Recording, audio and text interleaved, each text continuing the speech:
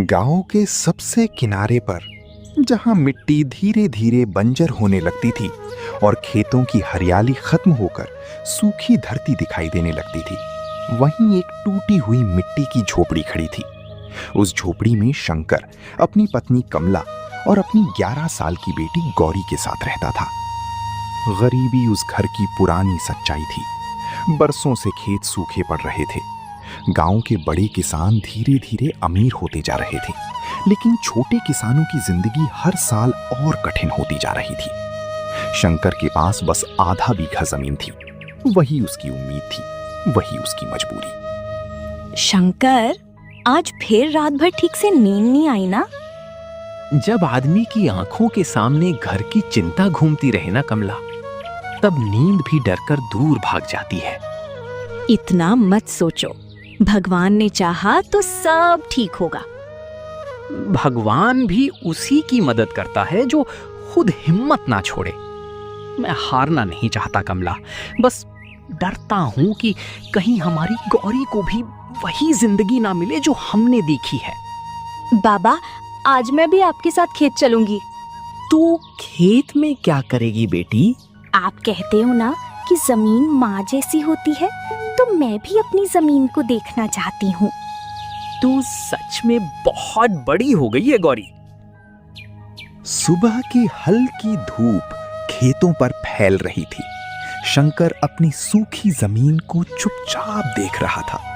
मिट्टी में दरारें पड़ चुकी थी। ऐसा लग रहा था जैसे जमीन भी थक चुकी हो। तभी दूर से एक बूढ़ा साधु धीरे धीरे चलता हुआ वहां आया। बेटा, थोड़ा पानी मिलेगा? जरूर बाबा। गरीब आदमी के घर में ज्यादा कुछ ना हो, लेकिन पानी और सम्मान हमेशा मिलता है। शंकर ने अपनी छोटी मटकी से पानी निकालकर साधु को दिया। तुम खुद परेशान लगते हो, फिर भी चेहरे पर गुस्सा नहीं है।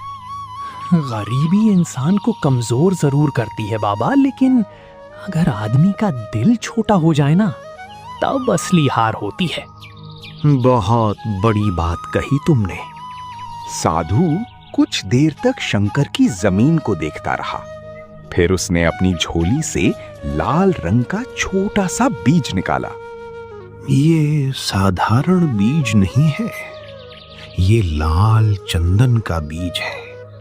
इसे संभाल कर लगाना। अगर तुम्हारा मन साफ रहा और मेहनत सच्ची रही, तो एक दिन यही पेड़ तुम्हारी जिंदगी बदल देगा। लाल चंदन? हाँ, लेकिन याद रखना, पेड़ सिर्फ पानी से नहीं उगते, इंसान की नीयत से भी उगते हैं। इतना कहकर साधु वहां से चला गया। कौन थी ये बाबा?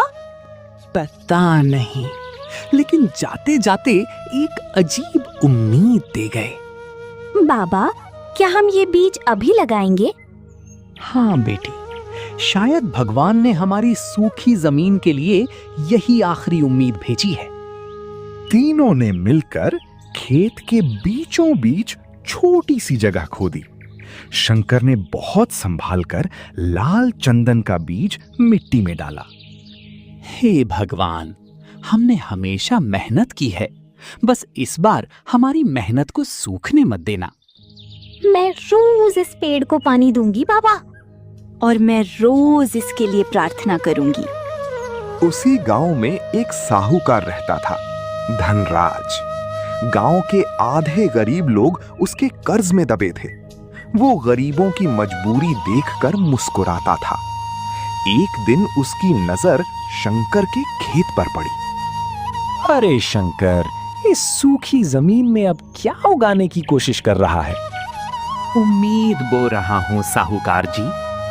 गरीब आदमी की उम्मीद भी उसकी जेब जैसी खाली होती है।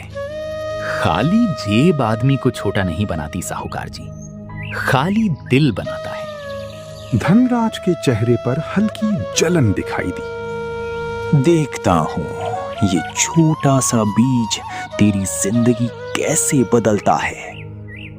दिन बीतते गए। गर्मी बढ़ती जा रही थी। गांव के कई खेत सूखने लगे थे, लेकिन शंकर हर सुबह उठकर उस छोटे से बीज वाली जगह पर पानी डालता। कई लोग उसका मजाक उड़ाने लगे। अरे शंकर पागल हो गया है, सूखी जमीन में लाल चंदन उगाएगा। गरीबी आदमी को सपने ज्यादा दिखाने लगती है। लेकिन शंकर ने किसी की बात का जवाब नहीं दिया। लोगों की बातें सुनकर बुरा नहीं लगता। जब आदमी के पास सच और मेहनत हो ना, तब दूसरों की बातें धीरे धीरे छोटी लगने लगती हैं। एक सुबह गौरी दौड़ती हुई घर के अंदर आई।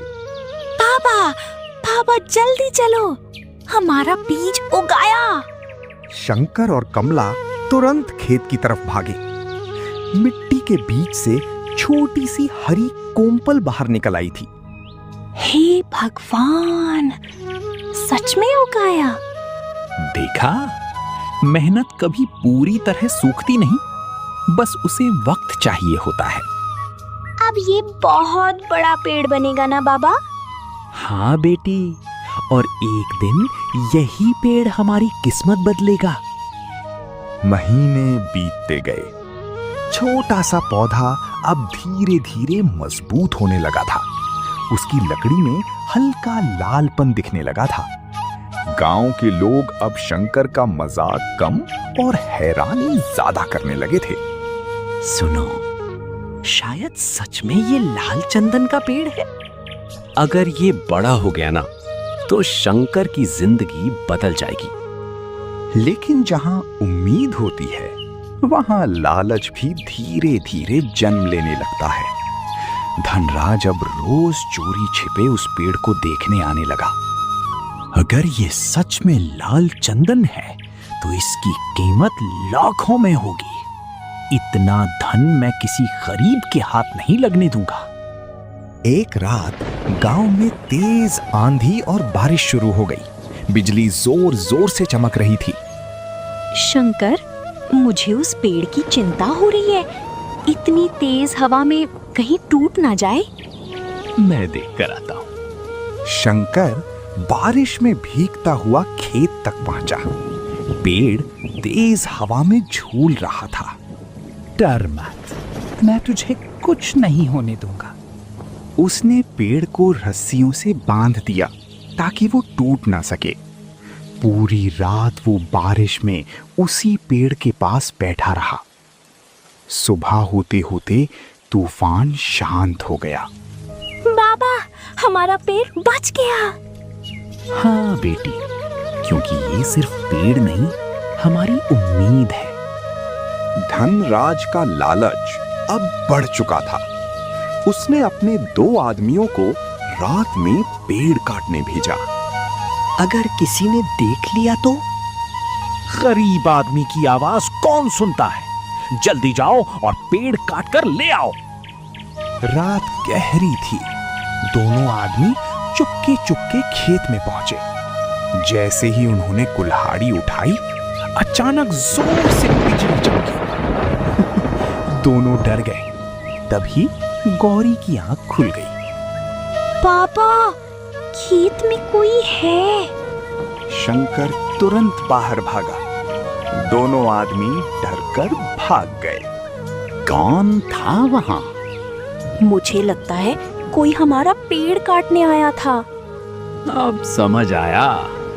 गरीब आदमी की मेहनत सबसे ज्यादा लालच पैदा करती है। अगले दिन गांव में खबर फैल गई कि धनराज रात में शंकर का पेड़ कटवाना चाहता था। गांव वाले धीरे धीरे उसके खिलाफ बातें करने लगे। इतना लालच भी अच्छा नहीं होता। शंकर ने मेहनत की है, उस पेड़ पर सिर्फ उसी का हक है।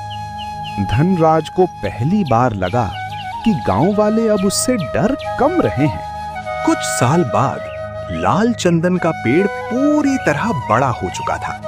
उसकी लकड़ी की खुशबू दूर तक फैलती थी। शहर से व्यापारी उस पेड़ को देखने आने लगे।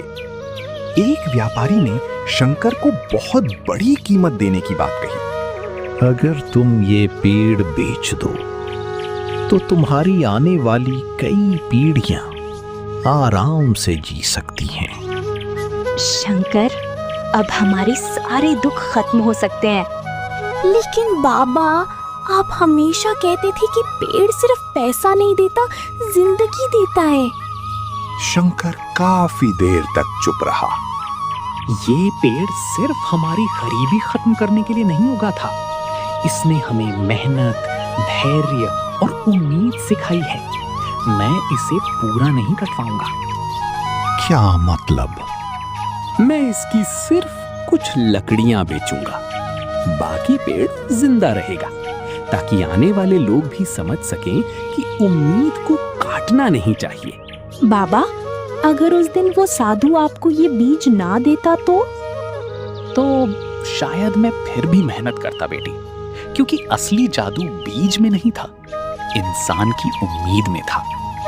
और सच्ची मेहनत एक ना एक दिन जरूर फल देती है। गरीब इंसान की सबसे बड़ी ताकत उसकी मेहनत और उम्मीद होती है। जो इंसान धैर्य के साथ मेहनत करता है, उसकी सूखी जमीन पर भी एक दिन लाल चंदन जरूर उगता है।